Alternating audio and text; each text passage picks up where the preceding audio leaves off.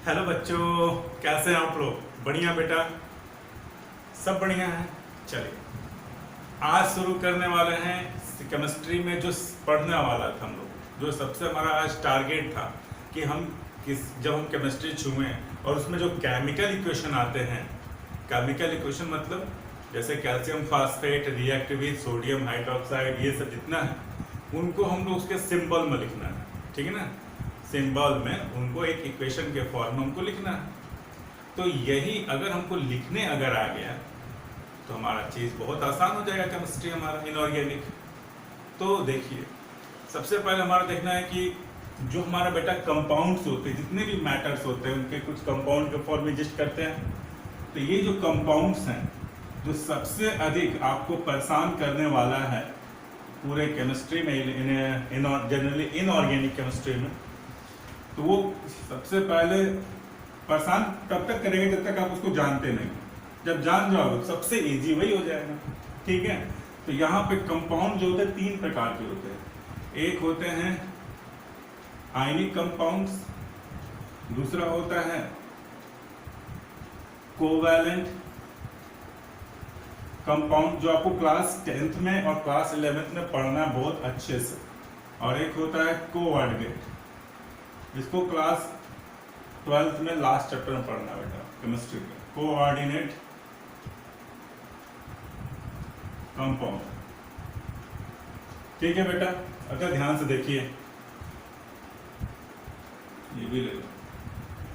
अब ionic compound में क्या होता है कि मान लेते हैं ए है और बी है, बस देखते रहिए। ठीक है ना, ए है और बी है।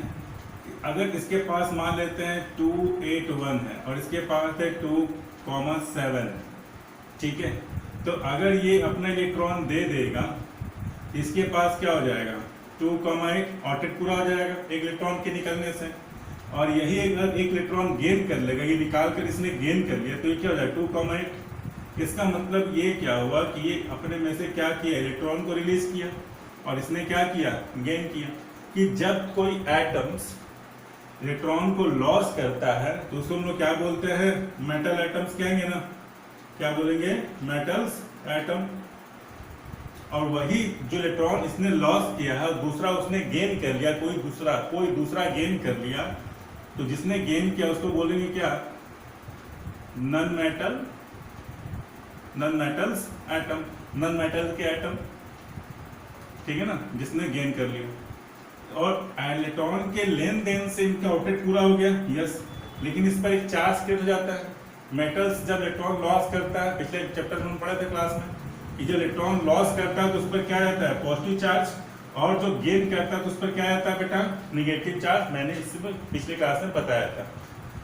तो एक प्लस और दूसरा माइनस। और आप बताओ, जब भी प्लस प्लस क्या करते हैं, रिपेल करते हैं, माइनस माइनस रिपेल करते हैं, लेकिन प्लस माइनस क्या करते हैं, दूसरे को अट्रैक्ट करते हैं। तो जैसे ही इलेक्ट्रॉन के लॉस होने और इलेक्ट्रॉन के गेन करने से इस पर क्या हो गया, जो एटम ए प्लस बी के फॉर्म में थे, न्यूट्रल थे, इलेक्ट्रॉन के लॉस और गेन करने पे कैसे हो गए, आयनाइज हो गए।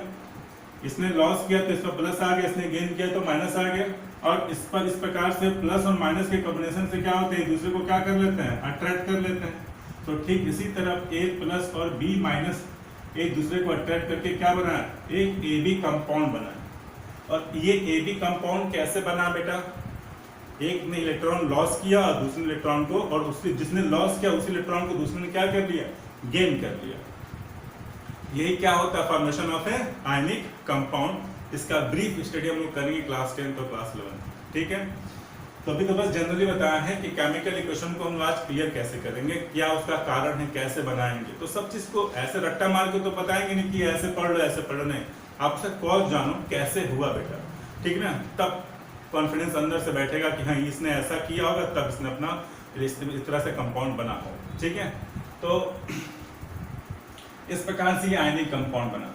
कितने इलेक्ट्रॉन लॉस किया, ये एक इलेक्ट्रॉन अगर लॉस करता है तो इसकी वैलेंसी क्या हो जाएगी, वैलेंसी टर्म क्या होता है, वैलेंसी क्या होता है, अगर कोई आइटम जितना इलेक्ट्रॉन लॉस किया या गेन किया वो उसकी वैलेंसी कहलाएगी। ए ने अपना एक इलेक्ट्रॉन लॉस किया तो ए की वैलेंसी कितनी हो जाएगी, +1। कितनी हो जाएगी, +1। प्लस क्यों, क्योंकि एक इलेक्ट्रॉन के निकलने के बाद उस पर कितने चार्ज आ गए बेटा, +1 की, इसलिए इस एटम की वैलेंसी कितनी होगी +1। जितना इलेक्ट्रॉन दे सकता है उस पर वो उसकी कैपेसिटी है। अगर जितना इलेक्ट्रॉन दे दिया तो पॉजिटिव चार्ज क्रिएट होगा ही, अब पॉजिटिव चार्ज क्रिएट होगा तो जितना पॉजिटिव चार्ज क्रिएट होगा उतना ही उसकी वैलेंसी होगी। उसी तरह ठीक बी वाला, कितने इलेक्ट्रॉन गेन कर लिया, जितने इलेक्ट्रॉन गेन करेगा उतना उस पर नेगेटिव चार्ज क्रिएट होगा, तो वो उसकी वैलेंसी कहलाएगी। इसका मतलब अगर कोई एटम जितने इलेक्ट्रॉन लॉस करता है या फिर गेन करता है तो उस पर जितने चार्ज अपीयर होते हैं वही उसकी क्या हो जाती है बेटा, वैलेंसी कहलाती है। बात समझ में आ रहा है अच्छे से? तो यहाँ पर बी ने अगर 1 इलेक्ट्रॉन गेन किया तो -1, 2 इलेक्ट्रॉन गेन किया तो -2, 3 इलेक्ट्रॉन गेन किया तो -3, एक ने 3 इलेक्ट्रॉन गेन लॉस किया तो +3, 2 इलेक्ट्रॉन के तो +2। ठीक है, बात समझ में आ रहा है? तो इस समय इसकी ए की वैलेंसी कितनी हो जाएगी, ए की वैलेंसी कितनी हो जाएगी 1, और इसकी वैलेंसी कितनी हो जाएगी भी 1। अब इस पर चार्ज कितना हो जाएगा +1, जितने गेन किया तो ये माइनस। क्लियर है? ठीक है, स्क्रीनशॉट ले सकते हो, वैसे पता होगा तो कोई बात नहीं। अब यहाँ पे देखो थोड़ा सा ये कोवैलेंट कंपाउंड जैसे ए और बी है। अब मान लेते हैं कि इसके पास ऐसी कैपेसिटी नहीं है कि अपने इलेक्ट्रॉन लॉस ही नहीं कर सकता है और ना ही ये अपना लॉस गेन कर सकता है। एक ऐसा कंडीशन है जैसे CO2 है, ठीक है ना, तो उसमें टर्म पड़ेंगे इलेक्ट्रोनेगेटिविटी, तो ये हम सबको नहीं जानना है। हमको बस ये जानना है कि मान लीजिए ऐसा सिचुएशन है, बस जान लो, जानने में क्या जाता है, जब आएगा समय तो हम पढ़ाएंगे इसको अच्छे से। मान लेते हैं कि ये 2 इलेक्ट्रॉन है, इसके पास भी अगर 2 6 है, 2 4 है, 2 4 है, ठीक है, 4 से इलेक्ट्रॉन का शेयरिंग करना है। जैसे मान लो सिंपल सा देख लो बेटा, जैसे मान लो ऑक्सीजन है, ऑक्सीजन इनकी बाहरी शेल्स में कितने होते हैं 2 2 4 2 6, 2 2 4 और 2 6, ठीक है ना, सिंपल सा देखो। तो अगर इनकी बाहरी शेल में कितने हैं 2,6, बाहरी शेल में 6 है, इनकी बाहरी शेल में भी कितना है 2,6। तो अगर सेम एटम हुए, सेम अगर एटम हुए, हेटेरो भी होता है, अगर सेम एटम हुए तो क्या होगा, ऐसी स्थिति में ना ये लॉस कर सकते हैं ना ही गेन कर सकते हैं। तब हम क्या करेंगे बेटा, इसमें वही मेथड आता है कोवैलेंट कंपाउंड। इसमें क्या करता है कि जब एटम सेम होते हैं, इलेक्ट्रॉन लेने और कैपेसिटी और इलेक्ट्रॉन लेने और देने की कैपेसिटी बहुत ही कम होती है, बहुत ही कम, तो ऐसी स्थिति में क्या होता है, इसको टर्म इलेक्ट्रोनेगेटिव टर्म आता है, आयंसन एनर्जी टर्म्स आता है, तो ये भी बाद में पढ़ेंगे। बस ये सीखना हमको क्या हो रहा है। तो ये क्या करता है, शेयरिंग कर लेता है। शेयरिंग मतलब क्या हुआ कि अगर ये 6 वाला इलेक्ट्रॉन इसके 2 इलेक्ट्रॉन के साथ शेयरिंग कर लेता है, शेयरिंग मतलब आपस में, चलो तुम भी आ जाओ भाई, तो इसके पास कितना हो गया 8। और कोवैलेंट कंडीशन की एक खासियत है बेटा कि जब शेयरिंग होता है तो दोनों ओर से होता है, जब तुमने मेरा लिया तो मैं भी तुम्हारा ले लूंगा। लो बेटा 8, इसका भी 8 और इसका भी 8। तो चूंकि इलेक्ट्रॉन बताओ कितने इलेक्ट्रॉन का शेयरिंग हुआ, बताओ कितने इलेक्ट्रॉन से शेयरिंग हुआ, 2 इलेक्ट्रॉन से, 1 इलेक्ट्रॉन ये, 1 इलेक्ट्रॉन का ये, कितने बॉन्ड बने 2 बॉन्ड बने, एक इलेक्ट्रॉन के शेयरिंग से 1 बॉन्ड, फिर 1 इलेक्ट्रॉन के शेयरिंग से 1 बॉन्ड, कितने बने 2 बॉन्ड। इसी तरह CO2 इतना। तो आज हमारा टॉपिक है बेटा क्या, ये वाला। तो ये सब हम जान गए, कोऑर्डिनेट कंपाउंड है आगे, जिसमें एक मान लो SO2 है, SO3 है मान लो, 2 2 4 2 6, बाहरी शेल्स में सब इलेक्ट्रॉन लिख दे रहे हैं, 2 2 4 2 6 2 2 4 2 6 2 2 4 और 2 6, बाहरी शेल्स में दे दी। इसके साथ शेयरिंग कर लिया तो इसका 8 हो गया, ठीक है, इसके साथ शेयरिंग कर लिया तो 8 हो गया। और इसमें क्या होता है कि इसको भी 8 बनाना है, 8 बनाना है, तो ये क्या कर लेते हैं बताओ, इसको भी अगर ये देखो, ये जब शेयरिंग किया बेटा 2 2 4 2 6, तो ये भी करेगा तो 8 हो गया ना। शेयरिंग तो दोनों ओर से होता है, शेयरिंग तो दोनों ओर से होता है। लेकिन अब जहाँ सोचो, इसका जब 8 हो गया, इसका 8 हो गया, तो इन दोनों तो फालतू में हो गया काम, इनका तो कोई काम ही नहीं है, तब SO3 कंपाउंड एग्जिस्ट नहीं करेगा। तब ऐसे केस में शेयरिंग तब एक ओर से होता है। शेयरिंग मतलब क्या होता है, तो ये क्या होता है, ये जो 2 इलेक्ट्रॉन है ना यहाँ पर जो फालतू हैं, जो शेयरिंग में पार्टिसिपेट नहीं किए हैं, वो इसको दे देता है। देने का मतलब ये नहीं है कि उसको अपने में से निकाल दिए, नहीं, एक दूसरे से क्लोज हो जाते हैं, क्लोज, जिसे लगता है कि ये लोग पास है। तो ये हमारा आज का टॉपिक है ही नहीं, बस हमारा ये टॉपिक था बेटा कि बस ये होता क्या है और आयनिक कंपाउंड जो आज हम सीखेंगे ये सब क्लियर करते हैं, ठीक है। तो कांच के साथ, ठीक है, तो स्क्रीनशॉट ले लो। लेना क्या है, ठीक है। अच्छा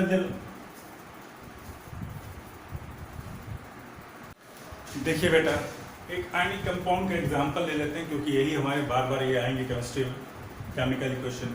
आयनिक कंपाउंड मोस्टली आएंगे, तो पहले उनको क्लियर कर लिया जाए। तो जैसे कोई भी आयनिक कंपाउंड बनता है कैसे, एक मेटल एटम्स है, मेटल्स एटम, और एक नॉन मेटल्स एटम्स हैं। जब दोनों आपस में मिलते हैं तो क्या बनाते हैं, आयनिक कंपाउंड। कैसे बनते हैं जरा ध्यान से देखिए।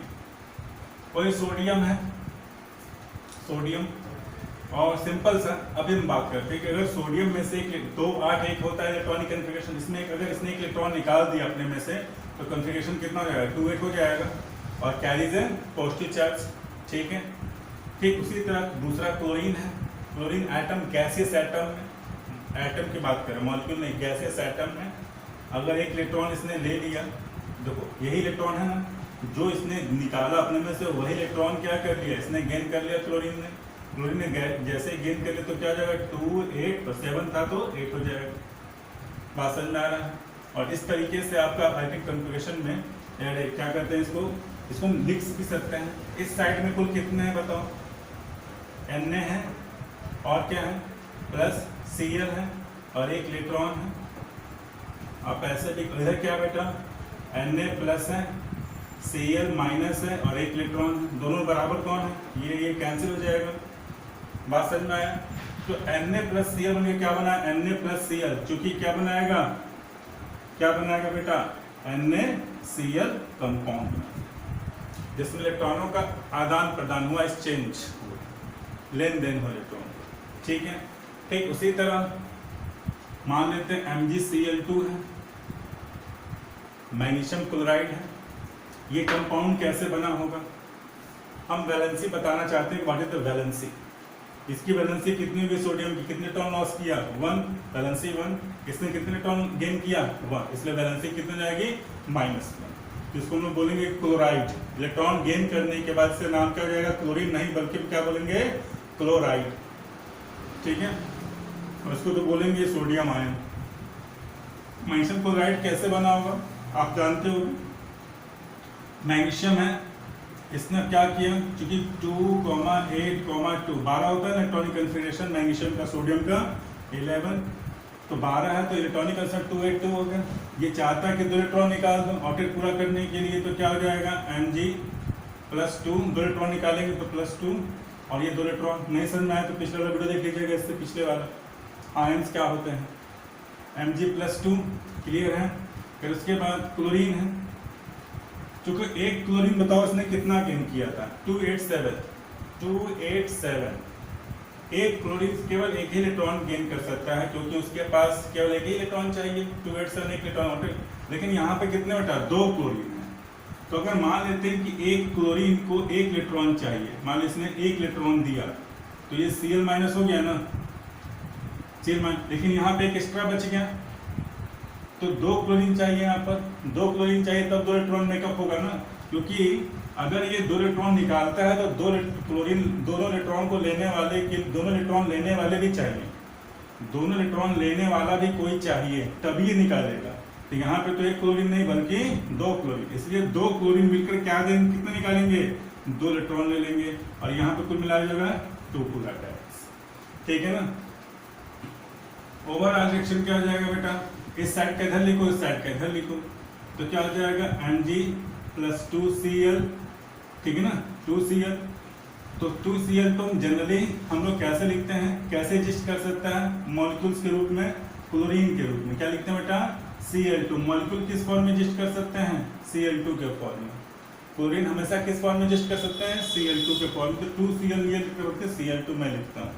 आप लोग को इसमें एक टर्म हमारा है एग्जिस्टेंस ऑफ मॉलिक्यूलर नेचर, उसमें क्लियर हो जाएगा। तो Cl2 आप भी बताओ, Mg plus plus 2Cl minus और प्लस 2 इलेक्ट्रॉन, इधर भी 2 इलेक्ट्रॉन था, प्लस 2 इलेक्ट्रॉन, 2 इलेक्ट्रॉन कैंसिल हो जाएगा। तो बताओ क्या बनेगा overall reaction, Mg plus Cl2।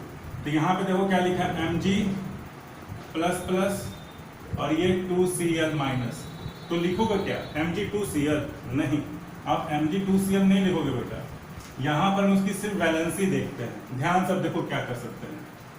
अब यहाँ पर आपको समझना है, आपको ये चीज समझना है तो पहले ये चीज आपको समझना चाहिए पहले, तभी इसमें कॉन्फिडेंस आएगा कि इस केमिकल इक्वेशन को लिखेंगे कैसे।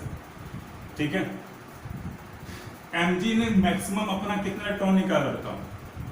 mg ने अपना मैक्सिमम कितना इलेक्ट्रॉन निकाला? 2 इलेक्ट्रॉन, इसलिए मैंने इसके नीचे लिख दिया +2। एक क्लोरीन ने कितना इलेक्ट्रॉन निकाल सकता है?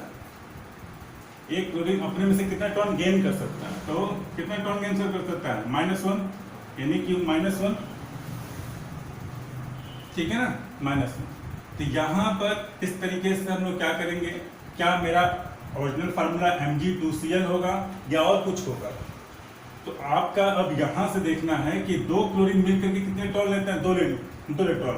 तो एक क्लोरीन कितना लिया होगा? एक ही इलेक्ट्रॉन ना। तो ठीक है, तो हम यूनिटरी मेथड से हम देखेंगे, यहाँ पर हम लोग जनरली यूनिटरी मेथड देखेंगे कि एक क्लोरीन कितना ले सकता है? -1। और मैग्नीशियम कितना इलेक्ट्रॉन दे सकता है? +2। अब हम लोग क्या करते हैं, आपको पता है बेटा, क्या पता है? क्लास 9 में अगर थे तो आप पढ़े होंगे कि हम अगर इसके साइन को इग्नोर कर दें और क्रॉस मल्टीप्लाई कर दें तो मेरा फार्मूला क्या हो जाएगा? Mg1, लिखो चाहे ना लिखो, Mg और Cl2 ऐसे। ठीक ना, बैलेंसी को लिख लो नीचे, साइन को इग्नोर कर दो, फिर उसके बाद क्रॉस मल्टीप्लाई क्रॉस कर दो एक दूसरे के। तो यहाँ पे क्या हो जाएगा? MgCl2। बोलो बात समझ में आया? फाइन। ठीक है, आयनिक कंपाउंड कैसे बनाएंगे और ये कैसे लिखेंगे, कैसे समझेंगे, मैं आपको एक चार्ट लिख के दिखा दूँ, लिख के दे दूंगा। अगर आप उसको याद कर लेते हो, हाँ याद कर लेते हो, दिमाग में बैठा लेते हो, ये चीज मैं कहूँगा आपको याद करना। ये पहला चीज है जिसे मैं कहूँगा कि आपको अभी कुछ तो आप चाहते हो मैग्नीशियम तो +2 इलेक्ट्रॉन निकाल सकता है, लेकिन ऐसे इससे थोड़ा कॉम्प्लेक्स वाले अगर आ जाएंगे, जैसे BO3, ठीक है ना, बोरेट आयन, ठीक है, और भी कुछ हैं, तो जनरली तो आपको आधा से अधिक तो याद हो जाएगा जब आप प्रैक्टिस करते जाओगे, लेकिन कुछ ऐसे हैं जिनसे आपको याद करना पड़ेगा। ठीक है, तो हम एक चार्ट देंगे आपको और उस पर मैं लिख दूंगा। अगर आप उसको याद कर लेते हो तो इनऑर्गेनिक केमिस्ट्री आपकी हो गई, कोई दिक्कत नहीं होगा, कोई कंफ्यूजन नहीं होगा। ठीक है ना, कोई कंफ्यूजन होगा ही नहीं। कंफ्यूजन होगा तो उसके लिए कार्बन कोवैलेंट कंपाउंड में हो तो कोवैलेंट कंपाउंड में उसको हम लोग प्रैक्टिस करके हम लोग पढ़ सकते हैं, लेकिन मोस्टली आपका इनऑर्गेनिक केमिस्ट्री बिल्कुल आसान लगने लगेगा, बहुत बहुत आसान। ठीक है, तो यहाँ पर एक और एग्जांपल लेते हैं, एल्युमिनियम क्लोराइड। एल्युमिनियम क्लोराइड, ये कंपाउंड नाम सुने थे ना, AlCl3 नाम सुने थे आप लोग। एल्युमिनियम क्या होता है? 2,8,3। अगर एल्युमिनियम ने 3 इलेक्ट्रॉन निकाल दिया, 3 इलेक्ट्रॉन निकाल दिया तो क्या हो जाएगा? Al+3 हो जाएगा ना, यहाँ पे Al+3 हो जाएगा बेटा। और चूंकि 3 इलेक्ट्रॉन लेने के लिए जब ये निकाला है तो 3 इलेक्ट्रॉन को लेने वाला होना चाहिए, तो यहाँ पर क्लोरीन कितना है? 3 से AlCl3, 3 क्लोरीन मौजूद है यहाँ पर। तो यहाँ पर एक क्लोरीन कितना ले सकता है बताओ? एक ही इलेक्ट्रॉन ले सकता है ना, उसमें से एक इलेक्ट्रॉन तो आ जाएगा, लेकिन कितना एक्स्ट्रा रह गया? 2। लेकिन इसका मतलब क्या हो कि बैलेंस नहीं है, इसका मतलब हमें 3 क्लोरीन लेना पड़ेगा। 3 क्लोरीन के लिए 3 इलेक्ट्रॉन यहाँ पर सफिशिएंट हो जाएंगे, बैलेंस हो जाएंगे। फिर यहाँ पर 3Cl- हो गया, क्लियर है?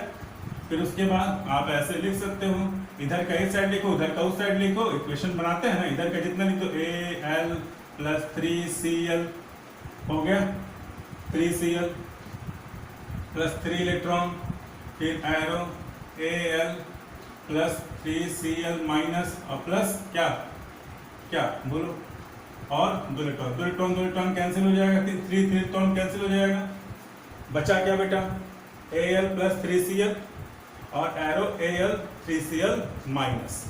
अब यानी कि यहाँ पर अगर इसको हम बैलेंस करें, अब यहाँ पे बैलेंसिंग करने वाला है, यहाँ पे 3Cl के फॉर्म में तो एग्जिस्ट नहीं करेगा, क्लोरीन तो हमेशा Cl2 के फॉर्म में से एग्जिस्ट करेगा।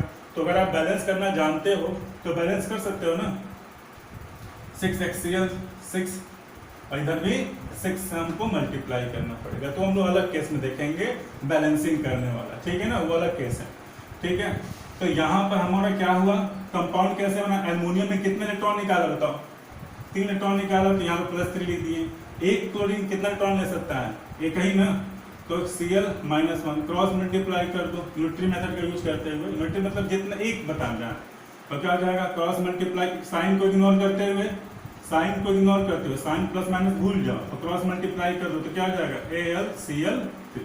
ठीक है, बात समझ में आ रहा है, कुछ आसान लग रहा है, जानते हो तो कोई बात नहीं। क्लियर बेटा? अब अपने टॉपिक पे चलते हैं, पहले स्क्रीनशॉट ले लो, अगर कुछ दिमाग में कुछ थोड़ा सा भी आपको लिए बेनिफिट होगा तो इसको स्क्रीनशॉट ले लो। अब हम लोग मेन टारगेट को आते हैं। ठीक है, मेन टारगेट हमारा यही था कि सर इसको हम बनाएंगे कैसे, लिखेंगे कैसे। तो लेड नाइट्रेट पहले मैं ऐसे लिखते हैं, वर्ड रूट फॉर्मूला है। तो पहले देखिए लेड नाइट्रेट, तो सबसे पहले लेड नाइट्रेट का आपको सिंबल याद होना चाहिए। सिंबल, लेड का सिंबल, नाइट्रेट का सिंबल, क्योंकि कोई भी आयनिक कंपाउंड, कोई भी आयनिक कंपाउंड जो होता है, अभी मैंने क्या देखा, कोई भी आयनिक कंपाउंड एक मेटल से और दूसरा एक नॉन मेटल से मिलकर बना होता है। तो मेटल वाला पॉजिटिव और नॉन मेटल वाला क्या होता है, नेगेटिव कैरी चार्ज। ये मेटल्स एक इलेक्ट्रॉन भी लॉस कर सकता है, 2 इलेक्ट्रॉन भी लॉस कर सकता है, 3 इलेक्ट्रॉन भी लॉस कर सकता है, और कभी कभी ये 4 इलेक्ट्रॉन जैसा कंडीशन रहेगा तो ऐसा क्लास आगे पढ़ना उसमें +5 भी हो सकता है, क्योंकि इसमें हायर ऑक्सीडेशन स्टेट वाला टर्म आ जाएगा, +5 वाला। ठीक है, हायर ऑक्सीडेशन स्टेट वाला जब हम डी ब्लॉक पढ़ेंगे क्लास 11th में, क्लास 12th में, तब उसमें केस आते हैं डी ब्लॉक में, जब वैकेंट डी ऑर्बिटल खाली रहता है। छोड़ो वो सब बताओ। नॉन मेटल ये +5 तक इलेक्ट्रॉन दे सकते हैं। नॉन मेटल इलेक्ट्रॉन गेन कर सकते हैं, तो 1 इलेक्ट्रॉन भी गेन कर सकते हैं, -2 भी, -3 भी, -4 भी इलेक्ट्रॉन गेन कर सकते हैं। तो ये इसकी वैलेंसी हो जाएगी, यानी कि वैलेंसी कहाँ से कहाँ तक वैरी कर सकती है, +1 से लेकर के +5 तक। इसमें भी फिलहाल +6 भी है, तो +1 से +5 वाले भी वैलेंसी वाले हो सकते हैं। यानी कुछ ऐसे मेटल्स हो सकते हैं जो 1 इलेक्ट्रॉन भी लॉस कर सकते हैं, 2 भी, 3 भी, 4 भी, 5 भी। उसका मैं एक सीरीज आपको अभी लिख कर दे दूंगा, उसको आप याद करोगे तभी आप केमिस्ट्री छूओगे, नहीं तो आप उसको छू नहीं सकते। चाहे आप क्लास 10 का पहला चैप्टर उठाओ और चाहे क्लास 11 का चैप्टर उठाओ, बिना उसके पढ़े हम वो केमिस्ट्री छू नहीं सकते हैं, उठा नहीं सकते। इसलिए पढ़ने नहीं आएगा बेटा तो कॉन्फिडेंस डाउट रहेगा, तो क्यों पढ़ सकते हैं, रट्टा मार के तो नहीं पढ़ना है ना। चलो, तो नॉन मेटल -1, -2, -3 वाले भी इलेक्ट्रॉन, तो ये वैलेंसी चार्ट आपको मैं अभी लिख के दूंगा, जिसमें एक प्लस वाला अलग होगा, माइनस वाला अलग होगा। क्या होता है इसमें, अभी मैंने बताया ना कि एल्युमिनियम क्लोराइड है, तो एल्युमिनियम क्लोराइड है, तो ये ऐसे मान लेते हैं, जैसे लिखा लेड नाइट्रेट, लेड नाइट्रेट एक आयनिक कंपाउंड हो गया। तो लेड नाइट्रेट में 2 क्या लिखेंगे, सिंपल अगर याद हो तो लेड का क्या होता है Pb सिंबल, नाइट्रेट का क्या होता है, दूसरा वाला अगर प्लस है तो ये अगर मेटल है तो ये क्या हो, दूसरा वाला नॉन मेटल होगा ना, तो NO3।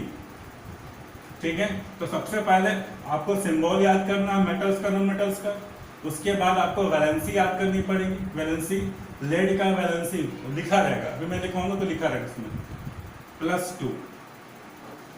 लेड की वैलेंसी क्या होती है, +2, और नाइट्रेट की वैलेंसी कितनी होती है, -1। ठीक है, तो अब क्या करोगे, साइन को इग्नोर कर दो, साइन को इग्नोर कर दोगे और क्रॉस मल्टीप्लाई कर दोगे तो क्या हो जाएगा, Pb और NO3, यानी कि पूरे में मल्टीप्लाई करेंगे तो पूरे में NO3 का होता है। This is a lead nitrate. ठीक है, कुछ कॉन्फिडेंस आया, क्योंकि हमको क्या सीखना है, पहला तो हमको सिंबल याद करना है और दूसरा उसकी वैलेंसी, ये याद हो गई हमारी तो केमिस्ट्री आसान होगी पढ़ने में। ठीक है, मैं क्लास 9 के बच्चों को याद करवा देता हूँ, क्योंकि यही बेस से लेता है, यही बेस है। लेड नाइट्रेट हो गया, अब plus lead nitrate react with potassium iodide, potassium का तो सिंबल पता है K, इसकी वैलेंसी कितनी होती है, +1, आयोडाइड की वैलेंसी कितनी होती है, -1, क्रॉस मल्टी तो +1, क्रॉस मल्टी इग्नोर, साइन को इग्नोर कर दोगे तो यहाँ पर भी 1, यहाँ पर भी 1, तो कोई फर्क नहीं पड़ता, इसलिए सीधे लिख दोगे K, this is A potassium iodide. फिर फॉर लेड आयोडाइड, अभी मैंने लेड आयोडाइड का, लेड का क्या बताया, Pb, वैलेंसी क्या बताया, +2। चलो, और आयोडाइड का भी क्या लिखा, -1 होता है, -1 होता है, देंगे तो हो जाएगा क्लियर। आयोडाइड का कितना होता है -1, क्रॉस मल्टीप्लाई करो साइन को इग्नोर करते हुए, तो साइन को इग्नोर करेंगे तो यहाँ पर 1 लिखेंगे Pb1, और ये क्या लिखेंगे क्रॉस में पे 2, 1 हटा दो तो क्या हो जाएगा Pbi2। तो मैं ओवरऑल में क्या लिखूंगा बेटा Pbi2। क्लियर है। क्या बना दूसरा, लेड एंड पोटेशियम नाइट्रेट बनता है। पोटेशियम का सिंबल क्या होता है K, वैलेंसी +1, और नाइट्रेट की वैलेंसी कितनी होती है -1। साइन को इग्नोर करो, क्रॉस मल्टीप्लाई करो, 1 1 दोनों हो जाएगा, सीधे डायरेक्ट लिख दो KNO3। तो this is A KNO3, that's it. क्या दिक्कत है, यही हमारा। बस आपको क्या जानना है, सिंबल याद करना है, सिंबल और उसकी वैलेंसी याद करनी। वैलेंसी और सिंबल याद होगा तो कितने आसानी से आपने बना दिया। हाँ, केमिस्ट्री का क्लास 10 का आप किताब देखिए आप, ठीक है ना, किताब देखिए, सारी चीज इससे भरे हुए हैं सब, केमिकल इक्वेशन से। तो नाम ही नहीं पता है, अब मान लीजिए सिर्फ PbNO3 भी बोल दो तो क्या सही रहेगा, नहीं हो पाएगा। बैलेंस करने में, केमिकल इक्वेशन को बैलेंस करने में दिक्कत का सामना करना पड़ जाएगा।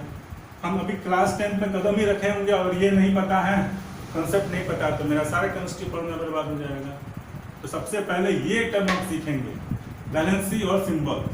तो यहाँ पर 2, ठीक इसी तरह कैल्शियम फॉस्फेट, कैल्शियम ये मिटा दें, ठीक उसी तरह कैल्शियम फॉस्फेट है। कैल्शियम पहले लिखोगे, कैल्शियम लिखोगे Ca, कैल्शियम फॉस्फेट तो Ca लिख दिए, फिर इसकी वैलेंसी कितनी है +2। फॉस्फेट दिया रहेगा, जो देंगे टेबल उसमें फॉस्फेट दिया रहेगा, क्योंकि एक प्लस वाला होगा तो दूसरा माइनस वाला, तो एक सीरीज में एक प्लस वाला दिया रहेगा, दूसरा माइनस वाला। तो माइनस वाले में देखना कि फॉस्फेट अगर सिंबल याद रहेगा, उसकी वैलेंसी याद रहेगी, तो आप क्या लिखोगे PO4। फॉस्फेट का सिंबल क्या होता है बेटा PO4, और उसकी वैलेंसी कितनी होती है -3। याद करना है, याद करना है, याद करना है इसको, ठीक है ना, वैलेंसी याद करना है। अगर धीरे धीरे खुद जान जाओगे, जब हम क्लास 12th में जाएंगे, 11th में जाएंगे, खुद जान जाओगे कि -3 क्यों आया, ठीक है।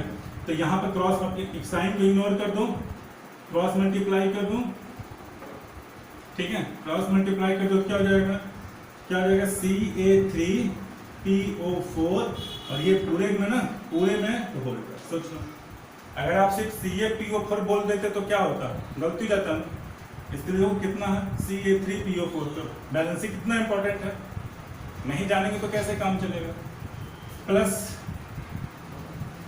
सिल्वर नाइट्रेट, सिल्वर का सिंबल क्या होता है Ag, नाइट्रेट नाइट्राइड है, this is A nitride, nitride यानी कि एक आगे वाला प्लस और दूसरा वाला क्या माइनस वाला होगा ना, तो ये नाइट्राइड है। तो Ag का क्या होता है, सिल्वर का +1 होता है, और नाइट्राइड का वैलेंसी क्या होता है, पहले सिंबल N होता है और उसकी वैलेंसी कितनी होती है -3 होती है। ये मैं याद किया हूं तभी तो बोल रहा हूं, उसी तरह आप भी याद कर लोगे, दिमाग में बैठा लोगे, तुरंत आप बनाते जाओगे, एकदम धड़ाधड़ बनाते जाओगे। 9th वाले बच्चे याद कर चुके हैं, तो आप तो क्लास 10th में, 11th में, चाहे 9th में भी हो, तो सबसे पहले आप यही पढ़ोगे। तो -3 घबराओ मत, बस घबराओ, बस फोकस बना के रखो। -3 तो साइन को इग्नोर कर दो और ये क्रॉस मल्टीप्लाई कर दो, क्या लिखेंगे इसी को हम क्या लिखेंगे Ag3N सिल्वर नाइट्राइड। तो हम लोग कैसे लिखेंगे Ag3N, हो गया। फिर उसके बाद सिल्वर नाइट्राइड फॉर्म में कैल्शियम नाइट्राइड, कैल्शियम का वैलेंसी Ca+2 और नाइट्राइड की वैलेंसी -3, जो भी मैंने लिखवाया है। क्रॉस मल्टीप्लाई कर दो, साइन को इग्नोर करते हुए, तो क्या होगा Ca3N2, Ca3N2 हो जाएगा ना। तो क्या लिखेंगे Ca3N2 और plus silver phosphate, silver phosphate, silver की वैलेंसी भी क्या लिखवाया है, सिल्वर का सिंबल Ag, सिल्वर वैलेंसी कितनी होती है +1, और फास्फेट PO4 का भी मैंने क्या बताया है -3। क्रॉस मल्टीप्लाई कर दिए तो क्या हो जाएगा Ag3PO4, 1 से तो करेंगे कोई बातें नहीं है, Ag3PO4 साइन को इग्नोर करते हुए, तो क्या हो जाएगा Ag3PO4। बोलो सिंपल है कि नहीं, क्या हमारे में कमी रह जाएगी। क्यों हमको ये भारी लगता है, क्योंकि हमको सिंबल नहीं पता है। सिंबल अगर पता भी है तो बैलेंसी नहीं पता होने के चलते ये हमें भारी लगने लगता है। आसान हो गया, अब आपका काम क्या है, जो अब मैं चार्ट लिखकर इस पर बोर्ड पर लिखूंगा, जिसमें +1 से लेकर के पहले +1 वाला, उसके बाद -1 वाला, अगर उसको आप याद कर लेते हो तो केमिस्ट्री क्लियर। ठीक है, उसका स्क्रीनशॉट ले लो, चाहे अगर बनाना हो तो बना लो, ठीक है ना। तब तक मैं उस चार्ट को लिखता हूँ इस बोर्ड पे, ठीक है। देख लीजिए बेटा, अब मोनोवैलेंट, डाईवैलेंट, ट्राईवैलेंट, टेट्रावैलेंट और पेंटावैलेंट, क्या most common electropositive radicals, common जो जनरल आपके किताबों में इस टाइप के कंपाउंड बन करके आ सकते हैं। ठीक है, तो मैंने बताया था कि कोई भी आयनिक कंपाउंड जो होता है मेटल नॉन मेटल से मिलकर बना होता है। मेटल्स कैरीज ए पॉजिटिव आयंस, कितने इलेक्ट्रॉन वो दे सकता है, तो +1 इलेक्ट्रॉन भी दे सकता है। तो +1 वाले इलेक्ट्रॉन देने वाले एक कैटेगरी में, 2 इलेक्ट्रॉन देने वाले एक कैटेगरी में, 3 इलेक्ट्रॉन देने वाले एक कैटेगरी में, 4 इलेक्ट्रॉन और 5 इलेक्ट्रॉन देने वाले एक कैटेगरी में।